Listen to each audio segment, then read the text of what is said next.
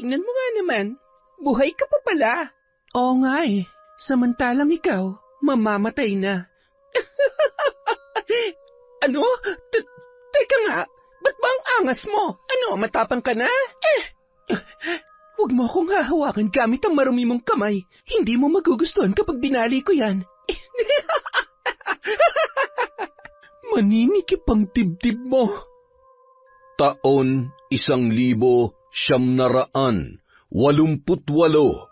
Mindanao. Nais kong isalaysay ang isang kwento na ikinuwento lang din sa akin ng aking ama. Ipinapaalala ko lamang na ang kwentong ito ay maaaring kathang-isip lamang ng aking tatay o maaaring totoo. Ang kwentong ito ay akin ng kinalakihan, sapagkat nakikita ko sa kanya na habang ibinabahagi niya yon ay ramdam ko ang sakit na kanyang nararamdaman. Binata pa umano noon ang aking ama nang kanyang makilala si Elsa. Aniya, napakagandang babae noon at napakasimple lamang. Siya ang larawan ng babae na maaaring maging asawa. Mahinhin, mahiyain at higit sa lahat, mabait at magalang sa mga nakatatanda. Hindi rin siya dumadalo sa mga sayawan o galaan na madalas ginagawa ng mga kabataan noon. Kapag wala siyang ginagawa ay nasa bintana lamang ito ng kanilang malawak na sala at nagbuburda. Minsan naman nakikinig lamang ng musika na kay sarap pakinggan. Tuwing hapon naman, nasa kanilang bakuran lamang at nagwawalis pagkatapos magdilig ng kanilang mga halaman.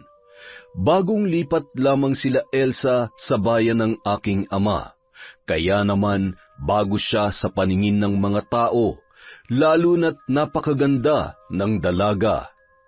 Ayon sa aking ama, ay galing pa sa Visayas ang pamilya ni Elsa na napadpad sa Mindanao, sapagkat nakabili ang kanyang tatay ng malawak na lupain doon. Mahiyain ang babae, kaya naman wala siyang masyadong kaibigan. Palagi lamang siyang mag-isa sa bakuran habang nagbabasa ng libro.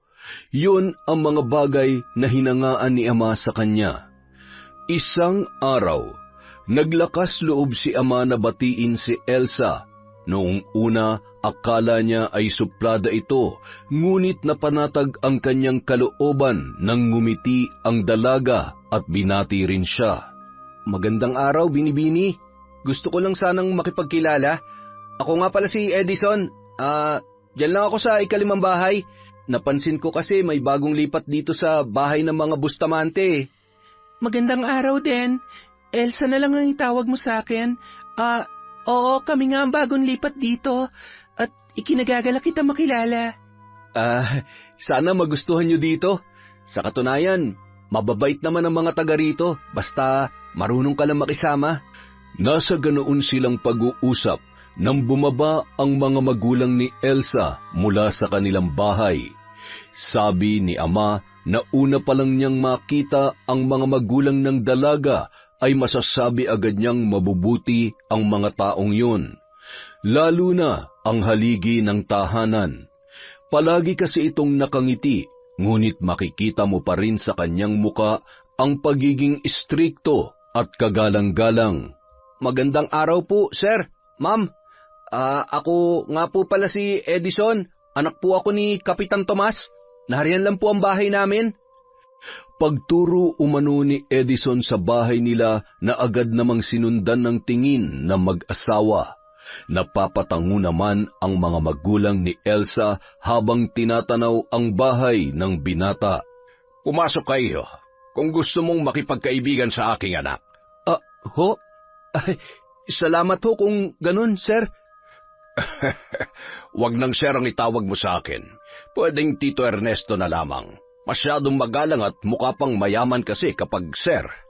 Wika ng tatay ni Elsa na ikinatawa naman ng aking ama. Bilang paggalang ay formal siyang nagpakilala sa tatay ng dalaga at nakipagkamay. Maghahanda lamang ako ng pananghalian. Dito ka na kumain, iho. Ho? Sige ho. Mahirap pong tanggihan ng grasya. Tama ka, iho. O siya, umalis ka na, Ernesto, para pagbalik mo ay eksakto ng tanghalian natin. Alis po kayo, Papa? Oo, anak. Ako'y pupunta lamang sa munisipyo at magtatanong kung anong mga kakailanganin para sa pagpapalista natin sa barangay. Babalik din ako bago magtanghalian. Ambo! Tara na't samahan mo ako! Si Mang Ambo, yun umano ang kanilang katiwala kahit pa nung nasa Visayas pa lamang sila, at bibilhan din umano ito ng bahay ng ama ni Elsa para sa paparating nitong pamilya. O siya, maiwan ko muna kayo, ha? Magluluto lamang muna ako. Umakyat ang mama ni Elsa at naiwan lamang ang dalawa. Sa una ay nagkakahiyaan sila, ngunit kalaunan nakapagpalagayan din ng loob. Napahanga si ama sa galing magburda ni Elsa, kahit anong disenyo ay nakakaya niyang gawin. Grabe, ang tiyaga mo rin gawin yan, no? Kung ako, hindi ko siguro kaya yan. Nakasanayan ko na lang din kasi to. Bata pa ako nung matuto ako magburda. Kaya pala sanay na sanay ka na at parang ang dali na lamang para sa'yo. Gusto mong subukan? Naku, wag na. Baka masira ko pa yan. Nagtawanan ang dalawa at nagkwentuhan habang nagbuburda si Elsa. Napangiti naman ang ginang habang pinagmamasdan ang kanyang anak at ang kanilang bisita. Napapanatag na siyang kahit papaano ay may makakausap na si Elsa at nakikita naman daw umano niya na mabuting tao ang aking ama. Bagay na hindi nagkamali ang ginang sapagkat napakabait talaga niya. Lumipas pa ang mga araw, palaging nasa bahay ni na Elsa ang aking ama. Minsan, nagdadala siya ng pagkain at pinagsasaluhan nila yon sa hardin ng bahay ng dalaga. Minsan naman, prutas ang kanyang dinadala, di kaya'y manunood sila ng mga lumang palabas o makikinig sa radyo ng mga lumang kanta. Tuwing araw ng linggo, sumasabay na si ama na magsimba kina Elsa, bagay na ikinatuwa ng aking lolo at lola. Ngunit mayroong kasabihan na hindi lahat ng tao ay magugustuhan ka, dahil ang hindi alam ni ama at ni Elsa may lihim palang nagagalit sa dalaga. Walang iba kundi si Joanna. Ayon pa kay ama, si Joanna umano ay matagal nang may gusto sa kanya, ngunit kahit kailan ay hindi niya yon natipuhan, dahil hindi katulad ni Joanna ang kanyang gusto. Ayon pa kay ama, si Joanna yung tipo ng babae na sanay sa layaw, mahilig sa paggala, inuman, sayawan at malakas manigarilyo. Siya yung tipo ng babae na para sa lahat, kung sino-sino ang kasama at paiba-iba ang kasintahan. Isang araw, ayon kay Lily na anak ni Mang Ambo at ayon din sa mga nakasaksi, nasa plaza noon si Elsa kasama ang anak na dalaga ni Mang Ambo na katiwala nila mula pa sa Visayas. Dumating na kasi ang pamilya nito. Nakaupo lang si Elsa sa lilim ng isang puno habang pinagmamasdan ang dalagang anak ni Mang Ambo na naglalaro kasama ang alaga nilang aso. Nakita nila umanong lumapit si Joanna sa dalaga kasama ang ilan pa nitong mga kaibigan, at agad nilang pinalibutan si Elsa, bagay na ikinagulat ng dalaga. Ikaw pala yung sinasabi nilang bagong lipat dito. Oo. Magandang araw sa inyo. Hoy, wag mo nga akong artehan ng ganyan. Aba, maganda ka lang naman kasi maputi ka. Hoy, babae na akala mo si Birheng Maria kung kumilos, pwede mo bang layuan si Edison? Ha? Bakit? Ano mo ba si Edison? Anong ko si Edison? Narinig niyo ba yung sinabi niya? Ha? Nagtawanan ang buong grupo ni Joanna habang ang iba ay hinila ang buhok ni Elsa. Mahaba kasi yon at medyo kulot, at palagi niya yung pinupusod gamit ang laso na iba't iba ang kulay. Tinatanong mo ako kung ano ko si Edison? Hoy, ako lang naman ang kasintahan ng lalaking hinaharot mo. Naintindihan mo? Kasintahan? Ngunit wala namang sinasabi sa akin si Ed. Hinawakan ni Joanna si Elsa sa pisngi ng mahigpit, bagay na ikinangyuy ng dalaga dahil sa sakit, habang si Joanna naman halos lumuwa na ang mga mata dahil sa galit. Hoy, kailangan pa bang sabihin sa'yo ni Edison? Heto na nga ako. Ako na nagsasabi sa'yo. Huwag mo akong ginagalit dahil kayang-kaya kitang tirisin. Iwasan mo si Edison. Naintindihan mo? Pagkatapos noon ay itinulak niya si Elsa. Makikita sa pisngi ng dalaga ang pamumula. Agad naman na lumapit si Lily kay Elsa at sinaway sila Joanna na muling ikinagalit ng babae. Hoy, kabago-bago nyo lang dito sa lugar namin, ang tatapang nyo na? Bakit? Saan ba kayo nanggaling? Sa Sikihor.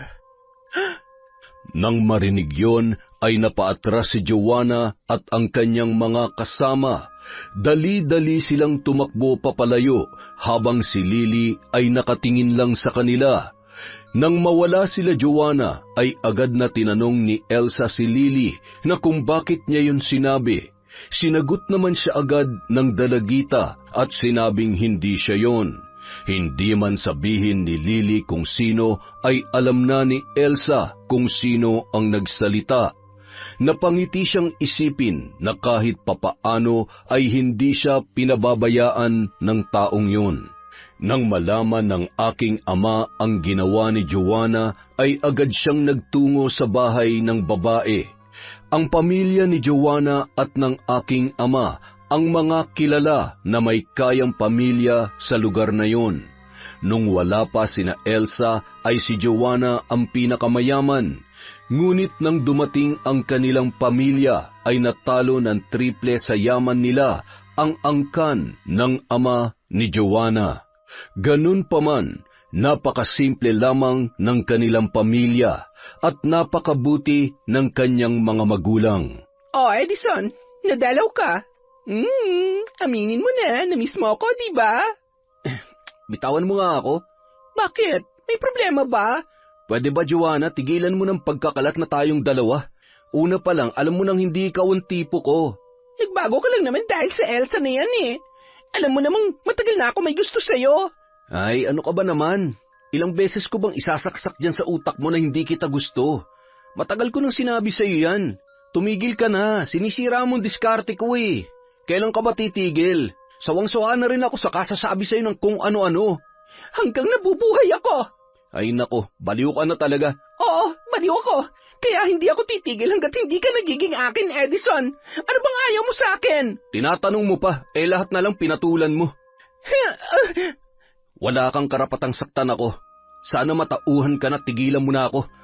Kahit wala si Elsa, hindi pa rin kita magugustuhan dahil hindi ikaw ang babaeng pinapangarap ko. Hindi na ako makikiusap sa'yo. Tigilan mo na ako. Edison, bumalik ka! Walang ibang babaeng nararapat sa'yo kundi ako! Edison! Edison! Makalipas ang ilang buwan, umakyat na ng ligaw ang aking ama kay Elsa.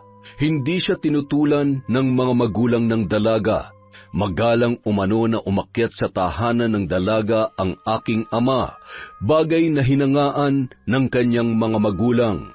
Marami siyang ginawa para lang makamit ang natatanging sagot ng dalagang kanyang iniirog. Tumulong si ama na magsibak ng kahoy, mag-igib ng tubig at magdilig ng mga halaman nina Elsa. Na kay Elsa na kasi ang lahat. Hindi niya na kailangan ng material na bagay, kaya naman ang gawaing bahay ang naisip ni ama na ibigay sa dalaga. 6 na buwan niyang sinuyo si Elsa hanggang sa dumating na rin ang oras na sinagot siya nito. Nang marinig niya ang pinakamatamis na oo ng babaeng pinakatatangi, pakiramdam ni ama ay siya na ang pinakamasaya at maswerteng lalaki sa buong mundo. Nabalitaan naman ni Joanna ang tungkol sa relasyon ni na Elsa at ni ama na naging dahilan para bumugso ang kanyang galit. Sinabi niya sa kanyang mga kaibigan na hindi siya makakapayag na maagaw ni Elsa ang aking tatay kinausap niya ang mga kasama na abangan si Elsa. Tuturuan daw umano nila ng leksyon para magtanda ang dalaga. Isang araw, nakita nila si Elsa kasama si Lily na papaalis ng bahay. May dala yung basket na tila mamamalengke. Sumakay sila ng pampasadang padyak na siya maghahatid sa kanila sa bayan. Wala kasi umano noon ang sasakyan ni na Elsa. Dinala yun ng kanyang ama sa munisipyo. Sinundan nila ang dalawa at nang makarating sa bayan ay hinintay nilang makababa sina Elsa at Lily. Nang magbayad na ang dalawa ay pinaandar na ng kaibigan ni Joanna ang kanilang sasakyan na jeep.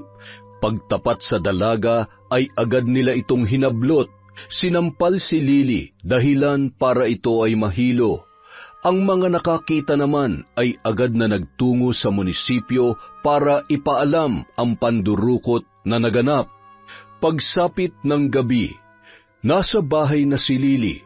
Nag-aalala ang lahat para kay Elsa dahil hanggang ngayon ay hindi pa rin yon nakikita. Naroon din si ama sa bahay ng dalaga at nag-aalala. May bahagi sa kanyang isip na nagsisisi siya na hindi niya sinamahan ang kanyang kasintahan. Natatakot siya na baka may nangyari ng masama sa dalaga. Nasa ganoon silang pag-aalala nang sumigaw si Mang Ambo na nasa labas ng bakuran si Elsa. Nakaupo ito at napakagulo ng kanyang buhok. Maraming pasa ang katawan. Elsa, anak, ano nangyari sa'yo? Diyos ko, anak, ano nangyari? Bakit ka nagkaganyan? Sabihin mo, sino may gawa nito sa'yo?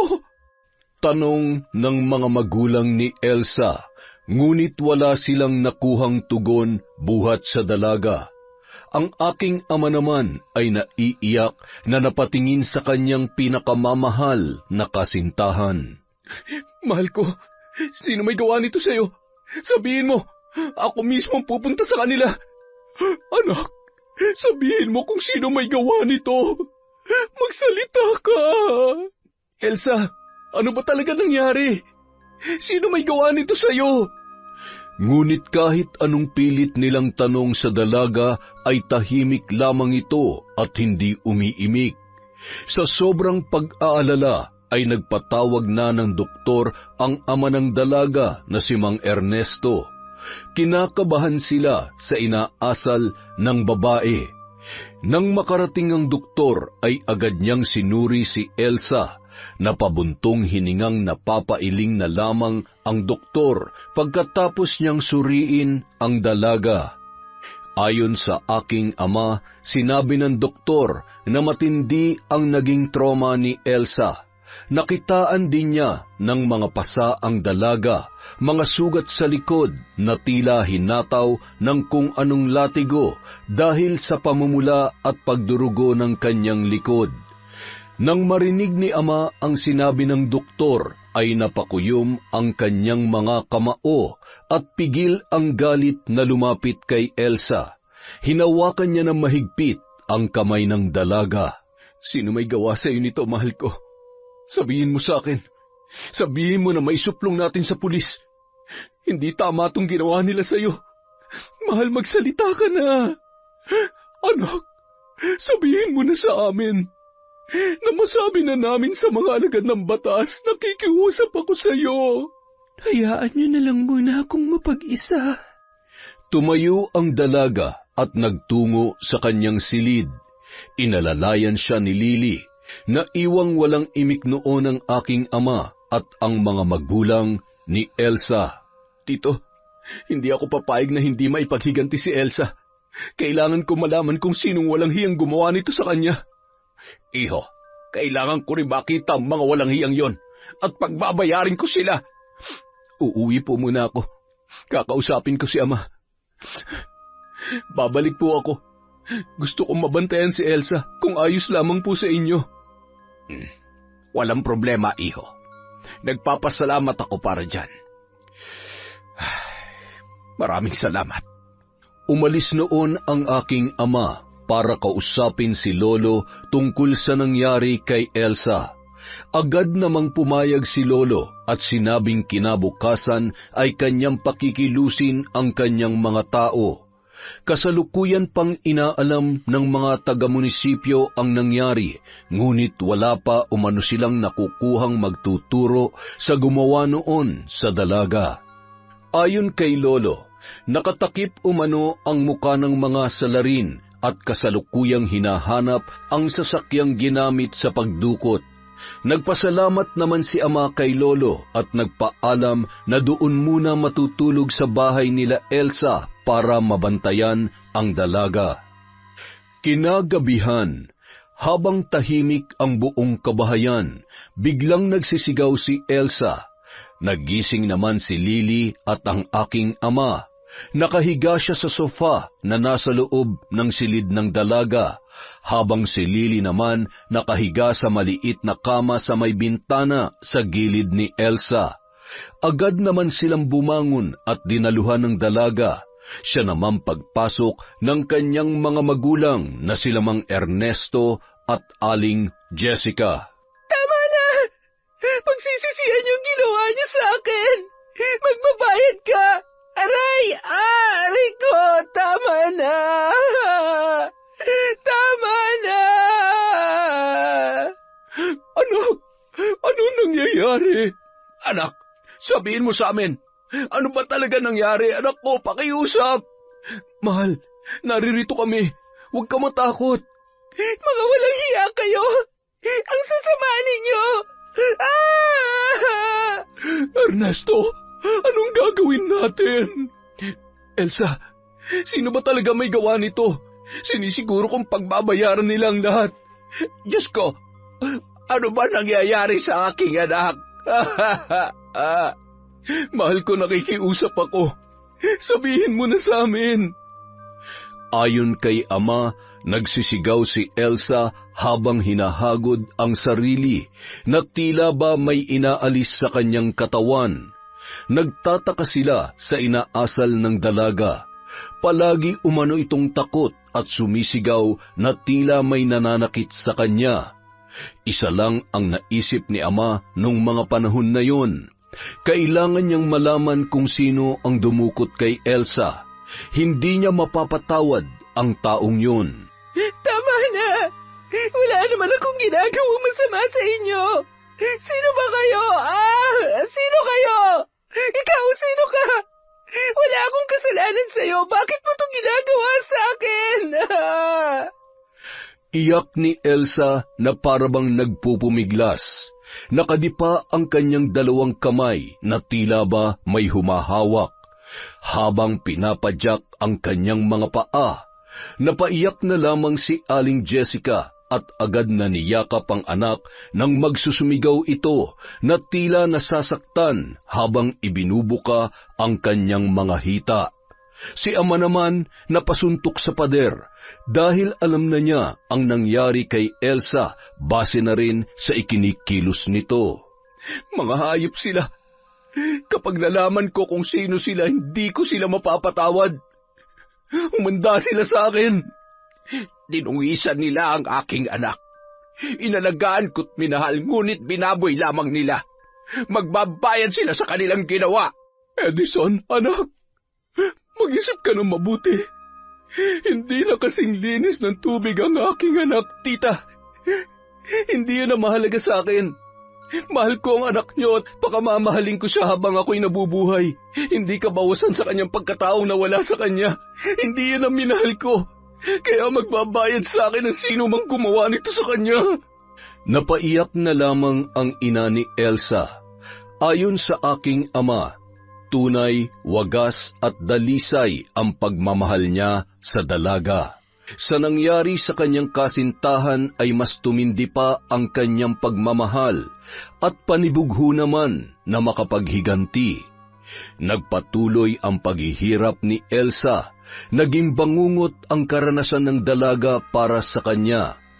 Tila isang panaginip na mag-uudyok sa iyo na wag nang matulog dahil sa takot na kanyang nararamdaman. Maririnig ang dalaga na palaging sumisigaw, na parabang mayroong kinatatakutan. Paulit-ulit lang ang eksenang kanyang ginagawa na tila ba inilalarawan at ikinukwento kung ano ang nangyari sa kanya. Isang araw, tumungo si Ama sa munisipyo para alamin ang takbo ng kanilang pinapahanap. Ngunit tila ba ilap sa kanila ang hustisya. Pakiwari niya ay may pinagtatakpan ang punong bayan ng lugar na yon, kaya hindi mahuli ang salarin. Kahit ang kanyang ama na aking lolo ay nagsasabi na tila pinagtatakpan ng munisipyo ang karahasang nangyari kay Elsa. Ngunit ayon pa kay lolo, hindi natutulog ang hustisya. Hindi man sa paraang legal, pero tiyak na makakamit ng mga salarin ang karma na nasa paligid lamang, naghihintay ng tamang pagkakataon.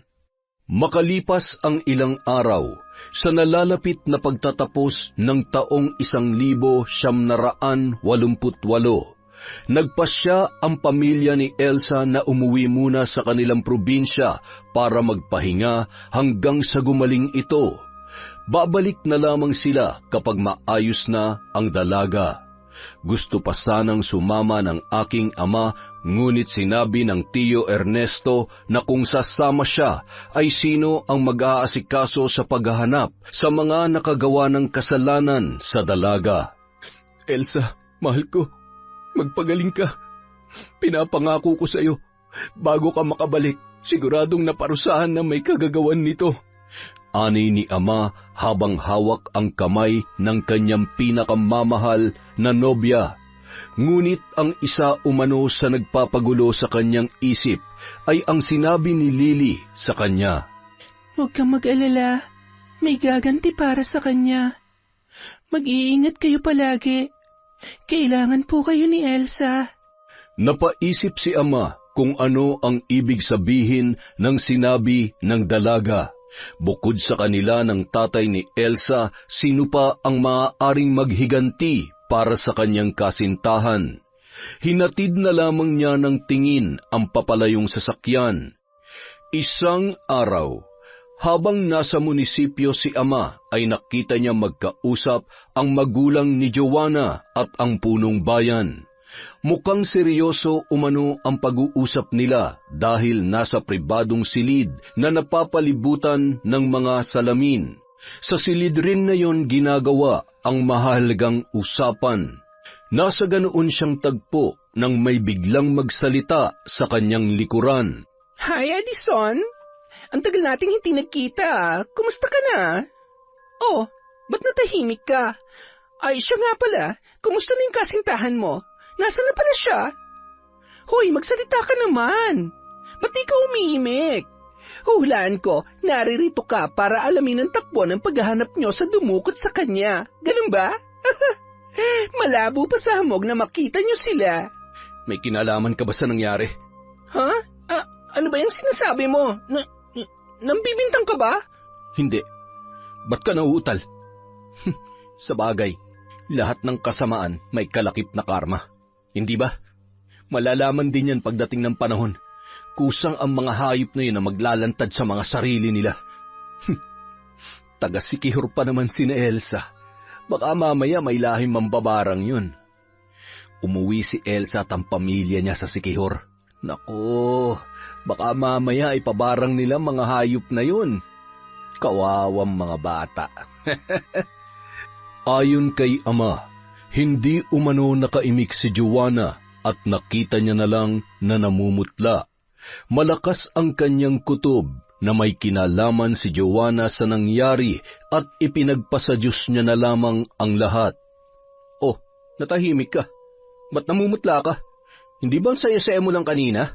Ano, tatawag na ba ako ng doktor? Hindi na. Siya, sige, aalis na ako. Mukhang matatagalan pa si Papa sa pakikipag-usap kay Mayor. Naiinip na ako. Diyan ka na. Nagmamadaling umalis si Joanna at hindi niya na nilingon pa ang aking ama. Sa isip niya may araw din ang masasamang loob. Hindi man nakikita ng batas kung sino ang may kagagawan noon, ngunit alam ng Diyos kung ano ang totoong nangyari. Bahala na lamang ang Panginoon sa kanila. Ilalabas din daw umano ng karma ang kanyang hatol sa mga taong yun. Ilang araw ang lumipas, mailap talaga ang hustisya para kay Elsa. Mayaman ang kanilang pamilya, ngunit hindi ito ganoon ka-impluwensya sa ama ni Joanna, na tila ba ito na ang nagiging mayor ng bayan. Hindi rin kasi mayabang ang magulang ni Elsa, simple lamang kung mamuhay sa kabila ng kanilang kayamanan. Nalungkot si ama dahil tila ba wala siyang nagawa para sa kanyang kasintahan. Ngunit naging masaya naman siya sa pagbabalik ni Elsa. Napakaganda ng dalaga, ngunit mas lalo pa yung gumanda at masaya siya dahil napakasigla ng babae, na tila ba walang nangyaring masama sa kanya. Nakangiti ito na sinalubong siya. Napansin ni ama na kakaiba ang ngiti ni Elsa nung panahong yun. Maganda ang kanyang itsura, pero mababakas ang katapangan at katatagan. Elsa? Mahal, Diyos ko, kumusta ka na? Nakabalik ka na pala? Parang kaalis mo lang pero masaya akong makita kang muli, mahal ko. Nandyan na ba sila, tito? Ang dami mo naman tanong. Masaya rin ako makita kang muli, mahal ko. Wika ni Elsa na ikinakunot noon naman ni ama. Tila ramdam niya na may kakaiba sa kanyang kasintahan. Pakiramdam niya parang ibang tao ang kanyang kaharap, bagay na di na lang pinansin ni ama at ipinagsawalang bahala na lamang niya ang pakiramdam na yon. Niyakap niya ng mahigpit si Elsa. Kahit pakiramdam niya ay may kakaiba sa babae, pinili pa rin niyang paniwalaan ang tibok ng kanyang puso. Kumusta ka na? Magaling ka na ba? Tanong ni ama nang sila'y magkahiwalay mula sa pagkakayakap. Napatingin pa umano si Elsa sa mga kasamahan nila sa bahay, mga tinginan na may malalim na kahulugan. Ngunit gaya ng nauna ay ipinagsawalang bahala na naman yon ng aking ama. Oo, mahal ko. Ikaw, kumusta ka? Mukhang ilang araw kang hindi nakatulog Tama ka, mahal ko. Nag-alala ako sa'yo. At dagdagan pa na hindi ko pa nahahanap ang mga nanakit sa'yo. Napatingin si ama sa kamay niya nang hawakan yon ni Elsa. Napangiti naman ang dalaga na nakatingin sa kanya.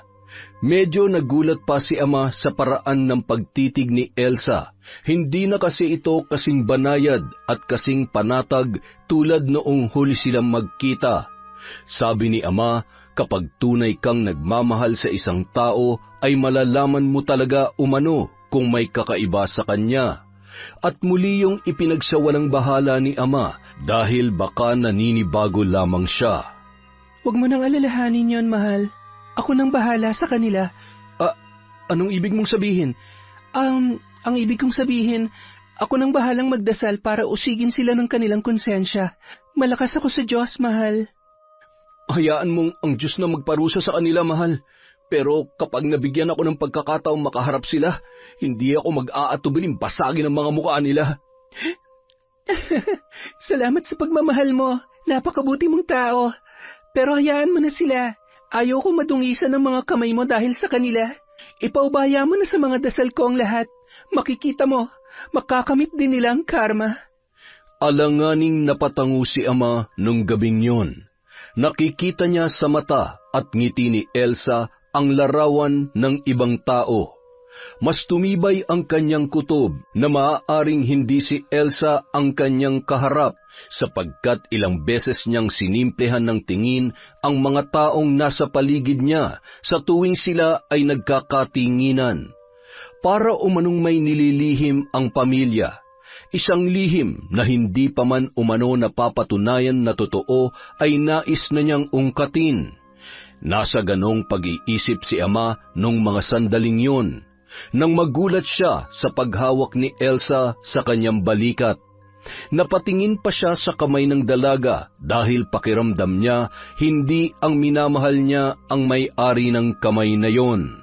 Mukhang malalim ang iniisip mo, mahal. May problema ba? Mainam pa na, magpahinga ka na muna sa inyo. Alam ko na pagod ka na. Sige na. Buti pa nga siguro. Babalik ako mamaya. Magpapahinga lang ako sandali, ha? Ikaw rin, mahal, magpahinga ka na. Mukhang napagod ka pa sa biyahe mo eh. Kita na lang tayo mamaya, ha? Saad ni Ama sabay nagpaalam sa magulang ni Elsa. Napangiti naman ang mga ito at tinapik pa siya ni Mang Ernesto sa balikat. Malapit na natin makamit ang hustisya, iho. Huwag ka mag-alala. Napatingin naman si Ama kay Mang Ernesto na hindi tumitingin sa kanya. Napangiti na lamang siya at tinapik din ang balikat ng matanda. Saka muling nagpaalam. Napalingon pa siya nang siya ay makalabas sa bakuran. Ngunit biglang kumabog ang kanyang dibdib nang siya ay mapatingin kay Elsa. Sabi pa ni Ama, si Elsa ang kanyang nakikita, ngunit hindi niya ito nararamdaman. Kinabukasan, namasyal sina Lily at Elsa sa bayan para mamili ng mga gagamitin sa loob ng bahay. Ang asawa sana ni Mang Ambo ang aalis, ngunit mapilit si Elsa na siya na lamang at sinabing handa na siyang makita ang mga tao na may ginawang kasalanan sa kanya. Sa bayan, habang namamalengke sila ay nakita nila si Joanna kasama ang 4 na lalaki at 4 na babae. Nagkatinginan sila ni Lily, saka nagkatanguan. Tingnan mo nga naman, buhay ka pa pala. Oo nga eh, samantalang ikaw, mamamatay na. Ano? Teka nga, ba't ba ang angas mo? Ano, matapang ka na? Huwag mo akong hahawakan gamit ang marumi mong kamay. Hindi mo magugustuhan kapag binali ko yan. Maninikip ang dibdib mo. Tila tumigil ng bahagya ang mundo ni Joanna at napaluhod dahil sa sobrang sakit ng kanyang dibdib. Ang mga kasama naman niya ay napaatras nang tingnan sila ni Elda. Maging sila ay nagulat sa biglaang pagbabago ni Elsa.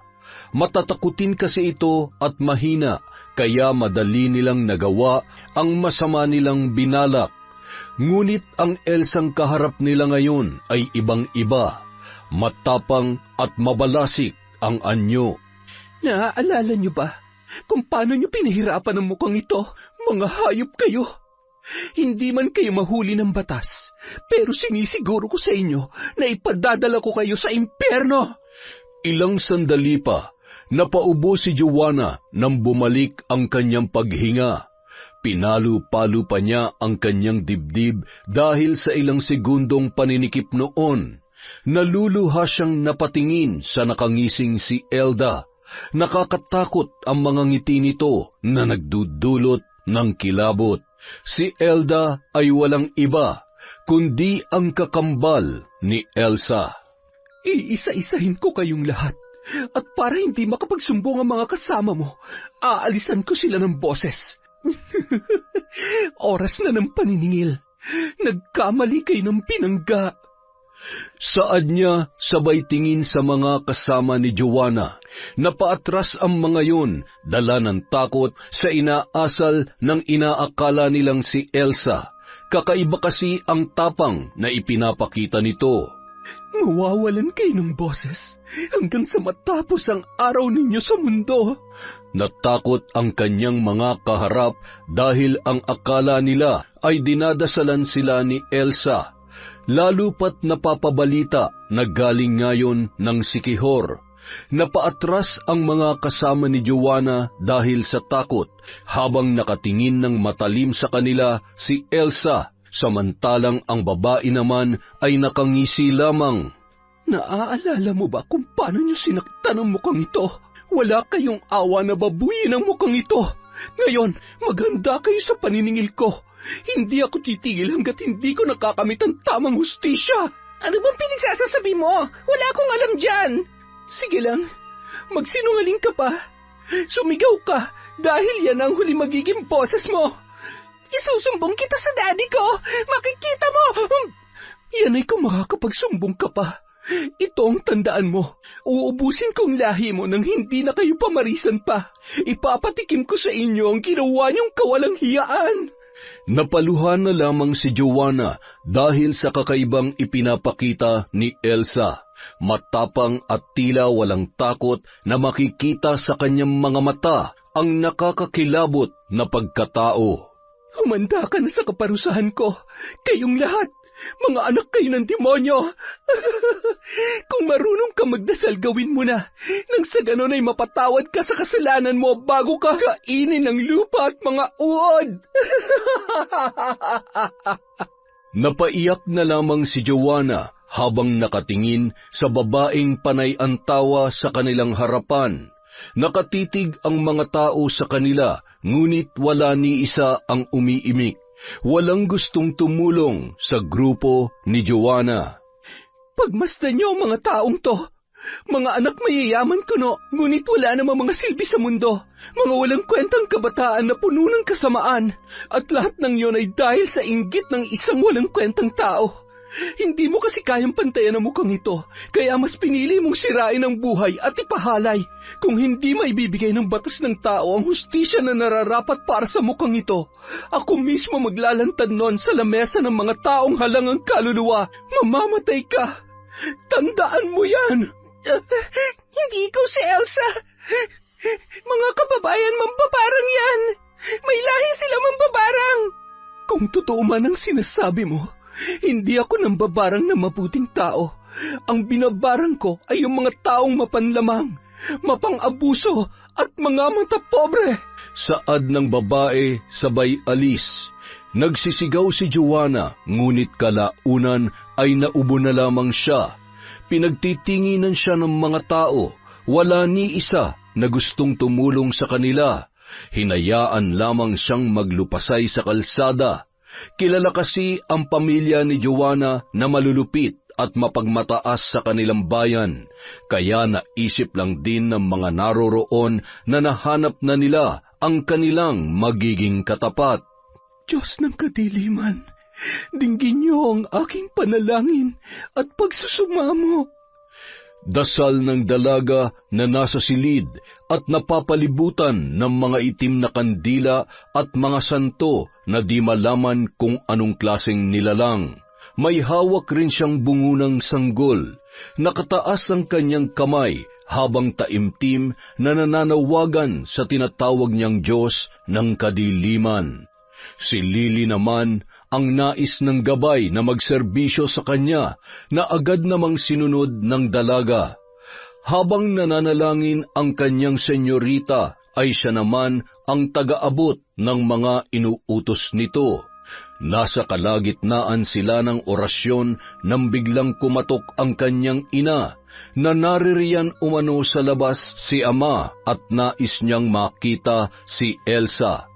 May nakapagsabi kasi sa bayan na kung gaano katapang si Elsa na harapin sila Joanna, hindi naman makapaniwala si ama sa kanyang narinig.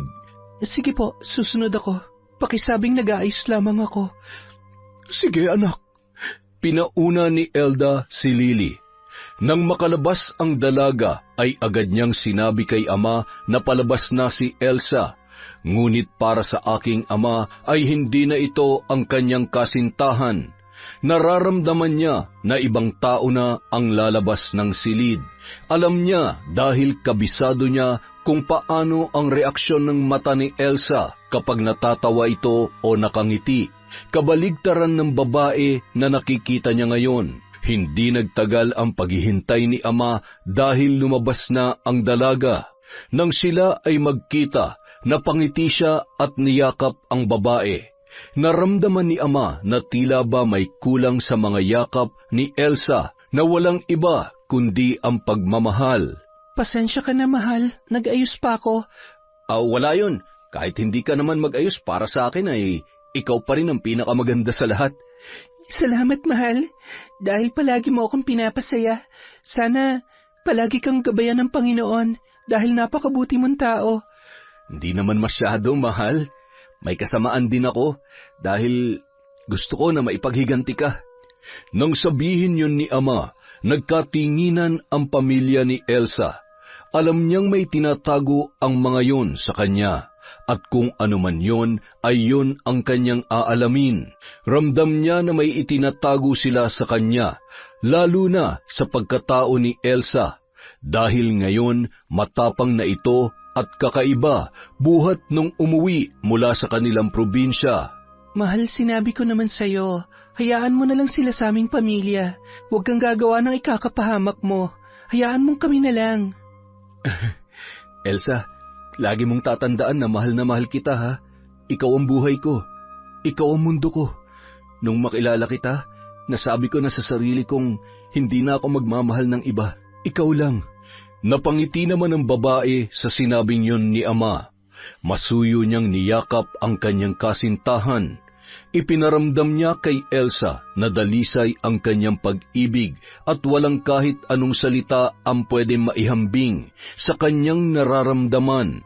Sa pagyakap naman ni Elsa, tila wala yung kahulugan, walang laman at walang nararamdamang pagmamahal. Napaiyak pa noon si ama sa pag-aakalang nanlalamig na sa kanya ang babae, o baka dahil lang sa pinagdadaanan niya at naisip niya rin na pare-pareho lamang ang mga lalaki. Oo nga pala, may sasabihin ako kaya ako pumunta. Sa bayan kanina may nakapagsabi sa akin na nakainkwentro niyo raw sila Joanna. Muling nagkatinginan ang babae at ang kanyang pamilya. Pagkuway na patingin siya kay Lily. Napangiti naman agad si Elsa sa kanya at bahagyang tumawa. Oo, takot nga sila kanina eh. Nagulat siguro kung bakit ako lumaban. Hindi naman pwede na manahimik na lang ako, di ba? At siya naman ang nauna, sinabihan niya ako na buhay pa raw pala ako. Masaya ako na natututo ka ng lumaban. Pagkatapos nilang mag-usap, nagpaalam na si ama sa kanila. Pupunta pa sila ni Lolo sa munisipyo dahil may mga reklamo daw silang natanggap. Nagtungo roon ang mga magulang at kaibigan ni Joanna sapagkat hindi raw makapagsalita ang kanilang mga anak, bagay na kanilang ipinagtataka ni Lolo. Habang kinukwento ni ama ang sinabi ni Lolo ay napapangiti na lamang ang dalaga.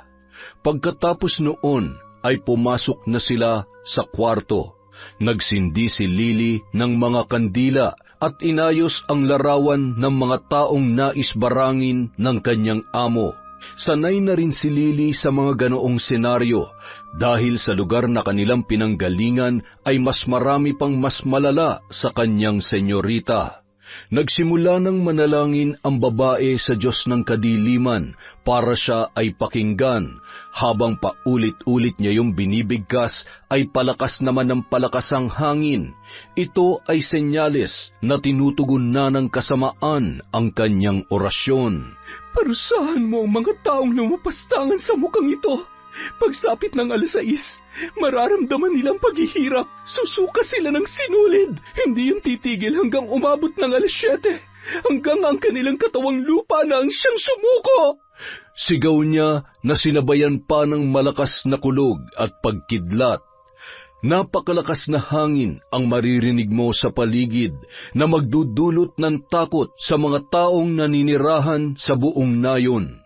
Samantala, papunta si ama sa bahay ni na Joanna at sa labas pa lamang ay narinig niya na ang sigawan sa tahanan ng dalaga. Dali-dali naman siyang pumasok at naabutan niya ang mga katulong na natataranta. Tinanong niya kung ano ang nangyari. Ang sabi ng mga yon ay nagsuka umano si Joanna ng napakahabang sinulid. Nanlaki ang mga mata ni ama sa kadali-daling umakyat kung nasaan ang silid ng dalaga.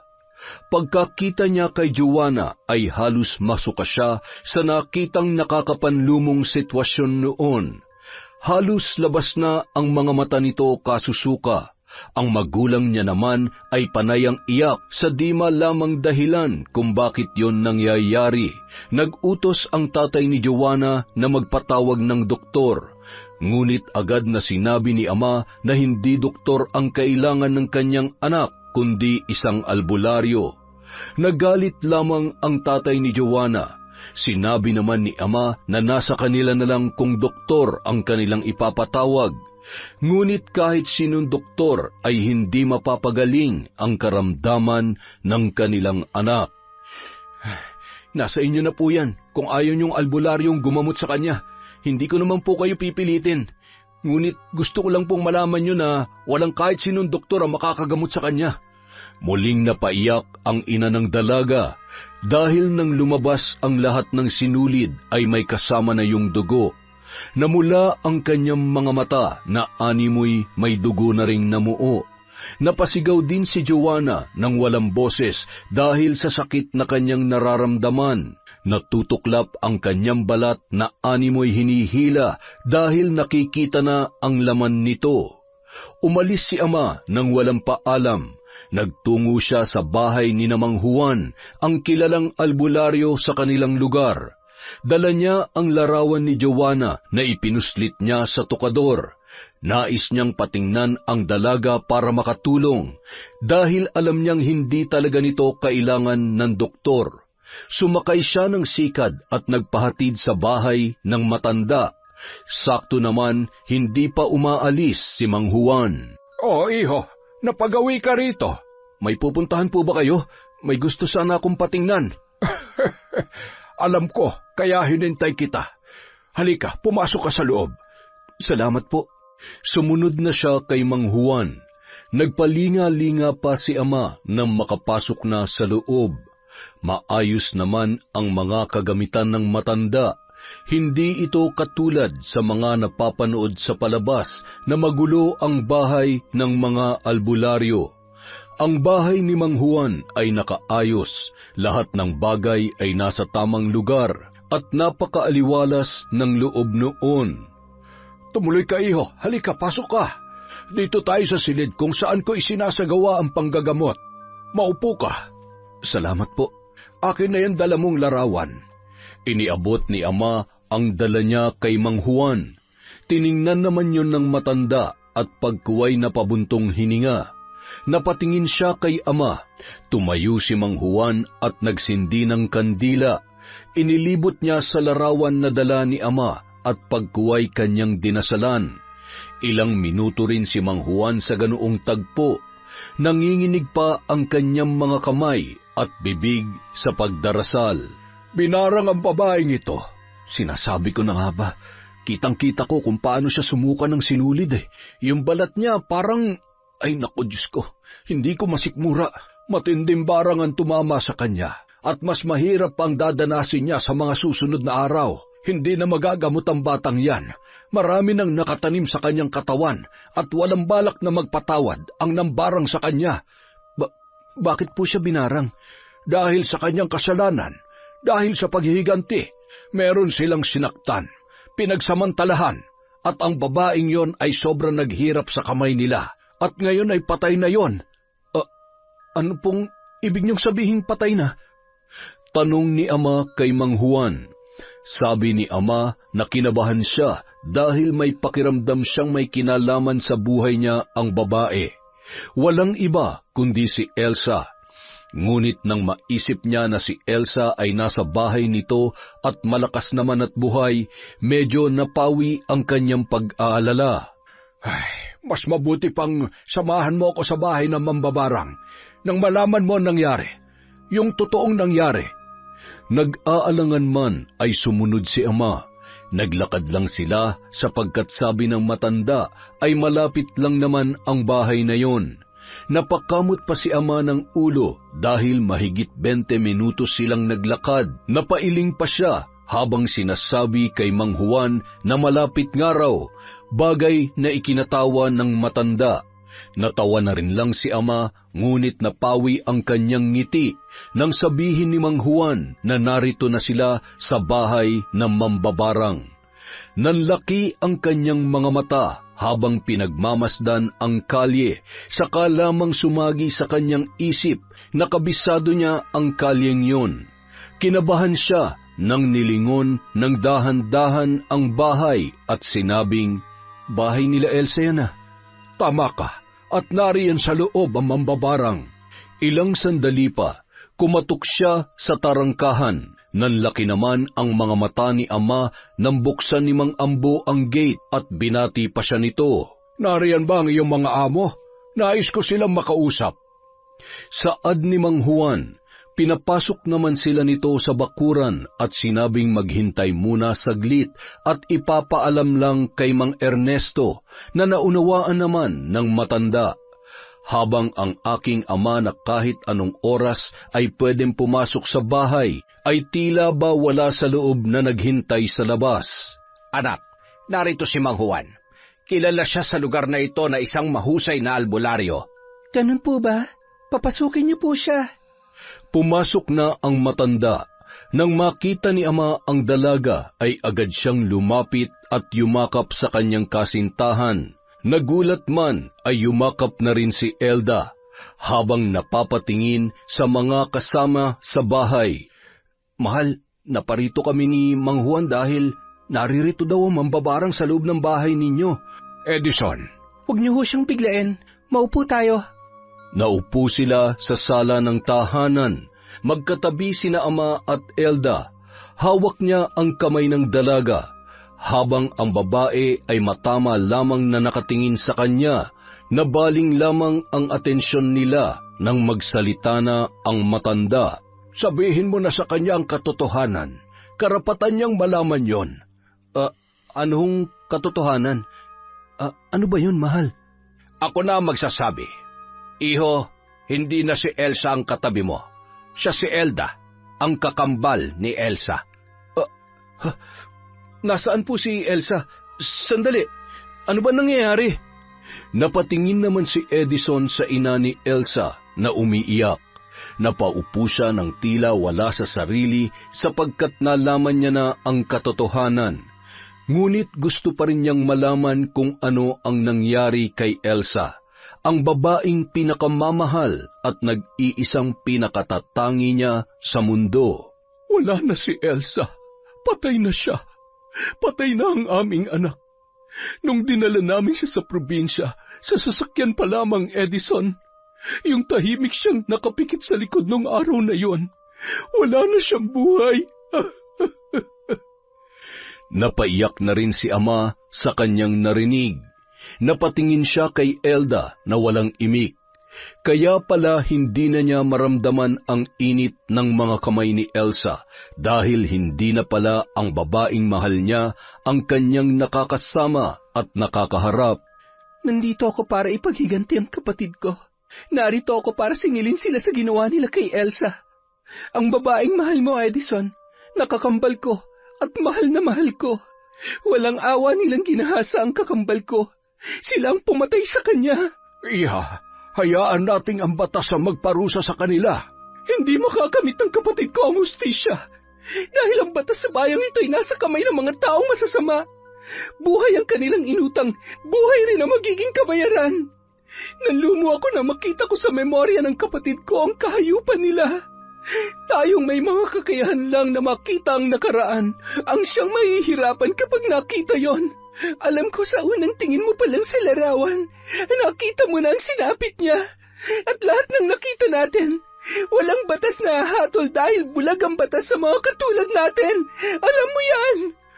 Mang Juan, pakiusap sabihin mo na sa akin ang nangyari kay Elsa.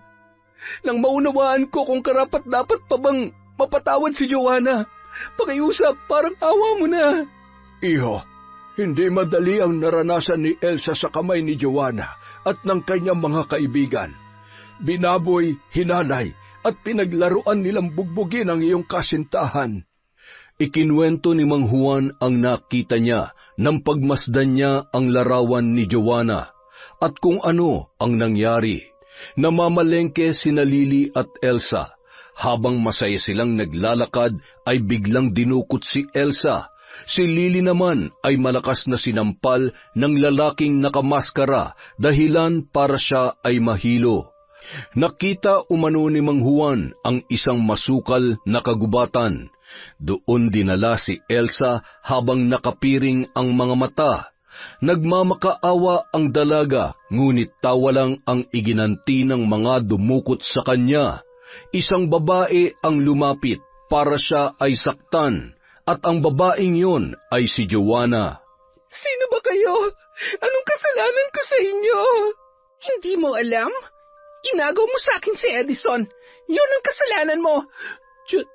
Joanna? Oo, ako nga. Saad ni Joanna sabay sampal kay Elsa. May pagkakataong sinasabunutan niya pa ito dahilan para mapangiwi ang kawawang dalaga. Buiset, girls, kayo nang bahala dyan. Nanggigigil talaga ako, baka hindi ko siya matansya. Lumapit naman agad ang mga babae at walang habas na pinagsasampal, pinagtatadyakan at pinagsusuntok si Elsa. Hindi pa sila nakuntento, pinalo pa siya ng kahoy at walang pakialam kung saan man siya tamaan. Habang si Joanna naman ay aliw na aliw sa nakikitang pagpapahirap kay Elsa. Puno na ng pasa at dugo ang dalaga sa katawan, ngunit wala silang takot at walang awang nararamdaman. Tama na yan, tara na. Siguro naman ay magtatanda na siya. Teka, Joanna, pwede bang ibalato mo na sa amin yan? Kapag kasi hindi nabuo ang pagkababae niyan ay hindi na yan tatanggapin ni Edison. Manyak ka lang. Gagamitin mo pa si Edison. Bahala kayo. Basta ako, tapos na ako sa babaeng yan. Tayo na, girls. Pag-alis nila Joanna ay maririnig mo na lang ang sigaw ni Elsa. Binusalan nila ang bibig nito at walang awang hinalay. 4 silang nagpapalit-palitan sa dalaga. Ilang beses nila itong ginalaw hanggang sa magmadaling araw. Nang magsawa ay isinakay nila sa kanilang sasakyan at inihulog na lang basta sa tapat ng kanilang bahay. Hindi kinaya ni Elsa ang hirap na sinapit kaya uminom siya ng lason at namatay. Samantala, galit na galit si ama nang marinig ang kwento ni Mang Juan. Naisuntok niya ang kanyang kamao sa sahig dahilan para yun ay magdugo. Tumayo siya para sana sugurin ang bahay nila Joanna, ngunit pinigilan siya ni Mang Juan. Iho, maghunos dili ka. Baka ikaw pa makapatay doon. Mas mainam nga po na ako nang makapatay sa kanila. Mga hayop sila. Napakasama nila. Anong kasalanan sa kanila ni Elsa? Papatayin ko silang lahat. Edison, huwag mo nang tungisan ang iyong mga kamay. Hayaan mong ako na maningil para sa mahal nating si Elsa. Ipaubaya mo na sa akin ang lahat. Ipapalasap ko sa kanila ang lupit na mundo. Kayo naman po, pumunta kayo sa kanilang bahay. Ipaalam niyo sa kanila ang ganti ng kakambal ng kanilang pinatay. Alam kong masama ang gagawin ko. Ngunit sa ganitong paraan lamang namin makakamit ang hustisya para sa kakambal ko. Nauunawaan kita. Sige, hindi ko gagawin ito dahil nakikipagtulungan ako sa kasamaan. Gagawin ko ito para kay Elsa.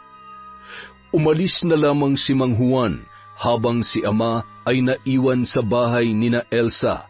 Hawak-hawak niya ang larawan ng dalaga habang umiiyak. Sinabi ni Elda kay Lily na alagaan muna ang aking ama at siya ay mananalangin lamang sa silid. Napatango naman si Lily at pumasok na rin si Elda para simulan ang ritual para sa mga taong pumatay sa kanyang kakambal. Samantala, nagpunta si Mang Juan sa bahay ni Joanna. Sa daan pa lamang ay nabalitaan niya nang namatay na ang mga kaibigan nito ng sabay-sabay. Naging malaking balita yun sa kanilang baryo at naging usap-usapan na may ginawang kasalanan ang mga lalaking kasama ni Joanna dahil na rin tila nagkasugat-sugat ang pribadong parte ng kanilang katawan. Oh Juan, naparito ka. Nabalitaan ko nangyari kay Joanna. Ilang doktor na ang sumuri sa kanya, ngunit wala silang makitang sakit sa katawan ni Joanna at lahat sila ay sumuko na. Mabuti at nasabihan ka ni Jose. Si Jose? Hindi si Jose nagpapunta sa akin dito. Hindi kami nagpang-abot sa bahay. Sa katunayan ay si Edison ang nagpapunta sa akin. Maaari ko bang makausap ang iyong anak? Nandoon siya ngayon sa kanyang kwarto. Pumunta sa silid ni Joanna si Mang Juan at halos masuka na sa sinapit ng babae. Puro sugat ang katawan nito. Matindi ang paghihirap. Halos butot balat na rin at mistulang bangkay na buhay. Napailing siya dahil kahit gamutin niya ang dalaga ay tiyak na hindi niya matatalo ang mambabarang. halos lahat ng mga kakilalang mambabarang ni Elda ay nagsanib puwersa na para parusahan ang dalaga. Mistulan na siyang bangkay. Hindi ko alam kung bakit nangyayari sa kanya ito. Binarang ang anak ninyo. Binarang? Ngunit bakit? Napaiyak ang ina ni Joanna nang marinig ang sinabi ni Mang Juan. Mahirap paniwalaan, ngunit yun lang ang tamang salita na maglalarawan sa kalagayan ng kanilang anak. Alam mo kung bakit, Mr. Salvador. Kahit gamutin ko siya ay hindi papayag ang mga mambabarang na mabuhay siya dahil sa kasalanang ginawa ng anak mo. Alam mo yan. Nag-iisa lamang namin siyang anak na babae. Dapat lang naming kung hindi niyo sasabihin sa mga pulis ang totoong nangyari, uubusin kayo ng mambabarang. Matindi ang galit nila sa pagkawala ng taong pinatay ng anak ninyo at ng kanyang mga kaibigan. Pinatay? Anong pinatay? Walang Tinawag ni Mang Juan si Elda na pumasok sa katawan ni Joanna at tumugon naman ang dalaga. Nagulat na lamang ang mag-asawa nang biglang magbago ang muka ng kanilang anak. Maraming tila ugat-ugat sa pisngi nito at maitim ang labi habang nanlilisik ang mga mata. Pagkatapos noon ay nagsalita ng mga bagay na hindi nila maintindihan. Hindi mo ba nalalaman ang ginawang kasamaan ng iyong anak? Sila ang mga mambabarang na pinapatawan ng kamatayan ng anak mo. Buhay ang inutang, buhay din ang magiging kabayaran. Magkano ba ang kailangan mong pera? Magbabayad kami! Hindi perang kailangan namin. Hustisya! Mga demonyo kayo! Pagbabayaran niyo ang kasalanan ng anak ninyo! Walang kapatawaran ang kanilang ginagawa. Ngayong gabi, ihahatid namin siya kay Satanas. Huwag kayong mag-alala. Hanggat walang hustisya, uubusin namin ang lahi ninyo. Kayong lahat! Parang awa nyo na. Huwag niyong idadamay ang iba kong anak. Wala silang kinalaman sa ginawa ng kanilang kapatid. Bukas, lalapit kami sa presinto. Sasabihin namin ang totoo.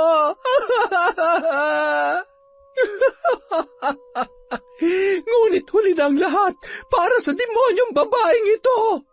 Pag-isipan mo, dahil kung hindi mo tutuparin ang sinabi mo, uubusin ko ang lahi ninyo. Tandaan nyo yan! Pag-alis ni Elda ay nagsusuka si Joanna. Nagsisigaw naman si Mrs. Salvador nang makitang may lumabas na kung anong mga insekto sa katawan ng dalaga. Umiiyak yon habang binabanggit ang salitang mama na wala namang boses na lumalabas. Sinabi niyang sabihin na ang katotohanan sa mga pulis para hindi na sila madamay. Halos nagmakaawa na siya sa kanyang ama at sinabing siya ay hirap na.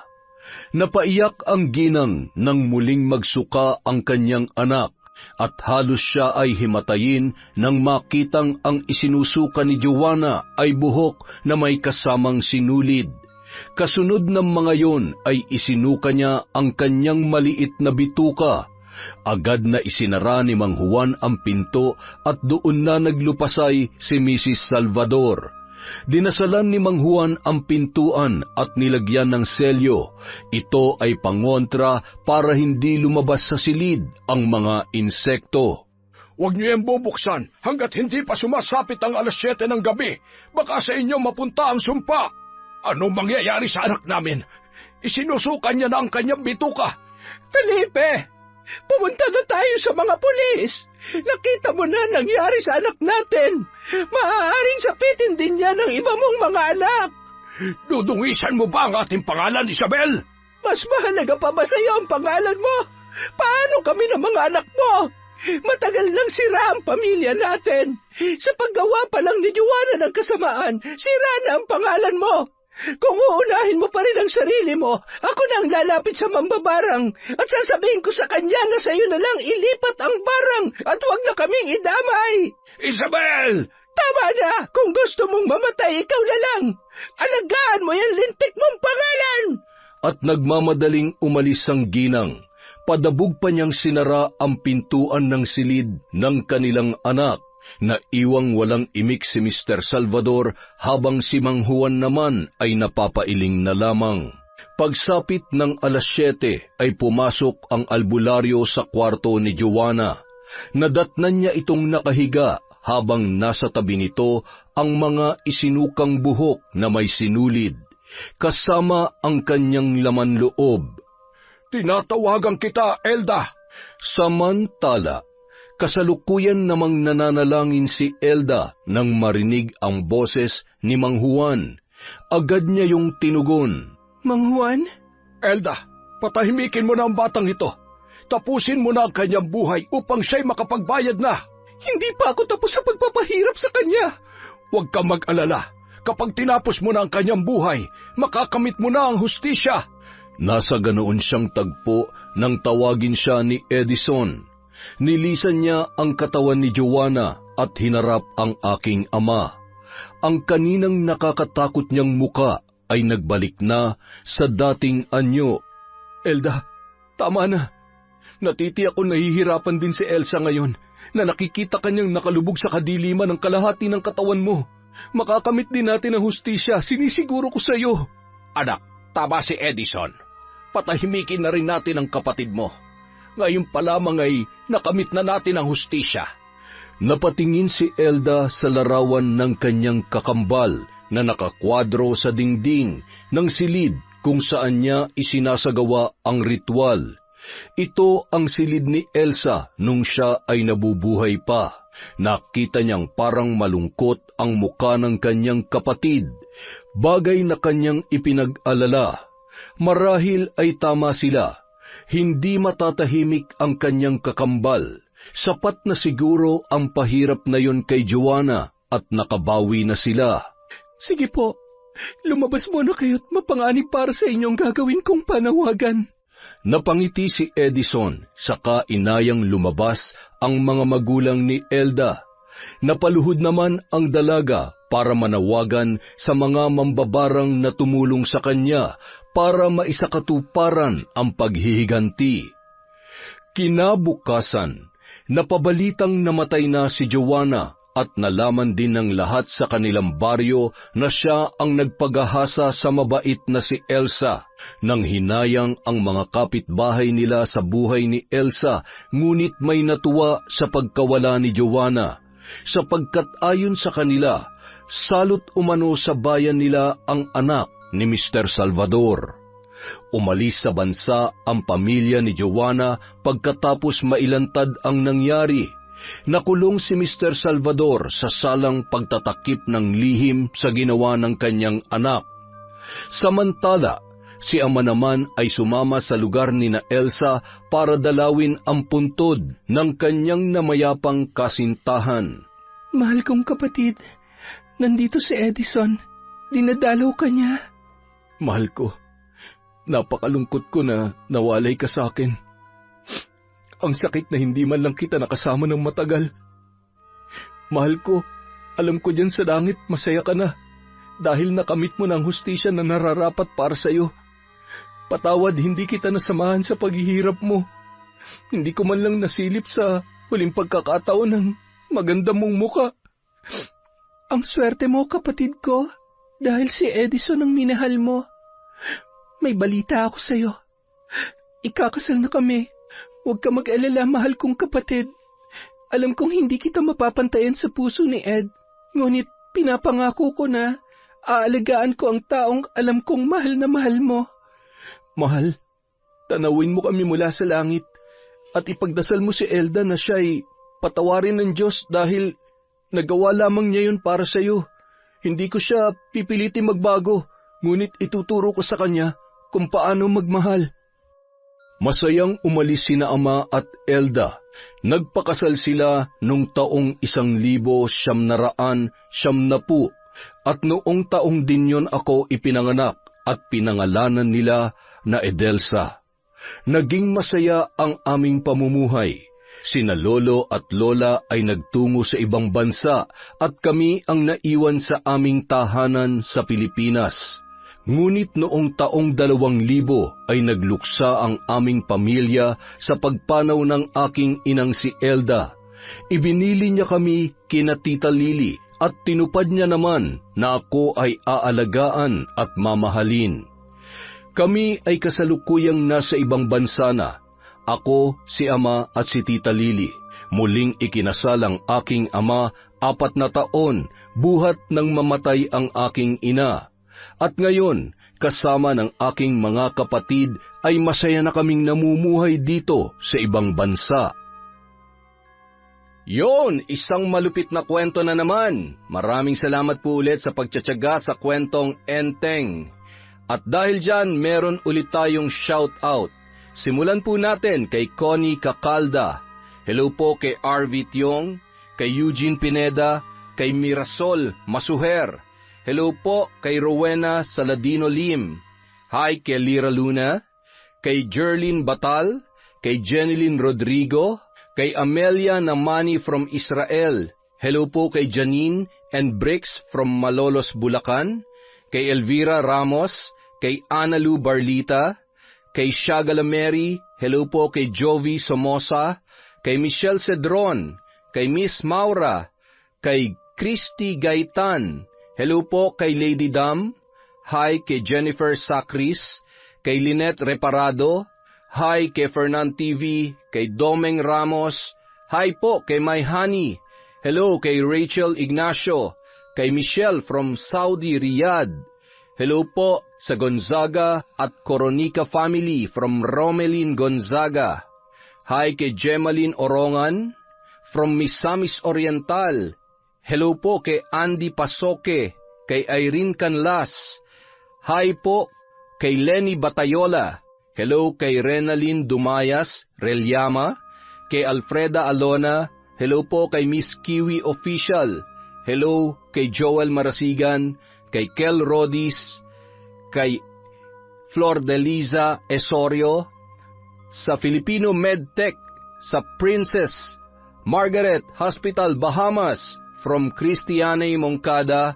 Hello po kay Connie Luz from Hong Kong, kay Lenang Sagara, kay Mariam Mangulamas.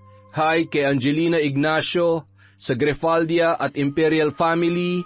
Hello po kay Elizabeth Dungka, kay Henry M. Bailon. Shout out kay Sarah Marco, Rena Shane at Razel. Hello po kay Eunice 2025. Hi kay Grace Kiambao, kay Maria Rosalie Galendez, kay Beth Mercado, kay Maricel Delfin. Hello po kay Kiarsa, kay Arceli Briones. Hi din po kay Sang O, kay Jobber Pangilayan. Shout out kay Venus Ravas, kay Marilyn Ichon. Hi kay Judith Fajardo, kay Jane Bautista, kay Ramil Fariolin, kay Catherine Fantinalgo. Hello kay Merlin Lagada of Camiguin, kay Manny Manjego, Lilian Ortiz, kay Len TV2, kay Rosalinda Bogayong, Linda Lumage, Mabel, Miss Ireland Hot Babe. Hello po kay Monica Nieves, kay Vicky Abut, kay Wena Onsing, kay Jeneline Mix Vlog, kay Pasiano Guerrero, Mitze Boras, si Gabunan at Colin Pox Bangkilan. Hello din po kay Roslyn Jimenez, sa RGW ng Marulas, Valenzuela. Hi po kay Annalisa Saludar, kay Samantha at Charlie Cortezano, kay Maria Therese Alimios, kay Victor Alviar. Hello po kay Rose Bakel, kay Wildcats Kuting, Aida Paz, Heidi de la Cruz, kay Cesan de la Cruz. Hello po sa Ucom family from Leriza Abdul. Hi din kay Madi Abrera, Honey Austria, Merly Gaviola. Hi kay Glenda Panayas. Hello po kay May Megs. Shout out kay Jane Mitch Joy Saludo from Bacolor, Pampanga. Hi din po kay Asodisen Cerila. Hello kay Julius Del Rosario at kay Tess Aguilar. Para po sa mga hindi pa natin nabate, marami pa po tayong video, huwag kayong magtampo. Maraming salamat po sa walang sawang pagsuporta sa Kwentong Enteng.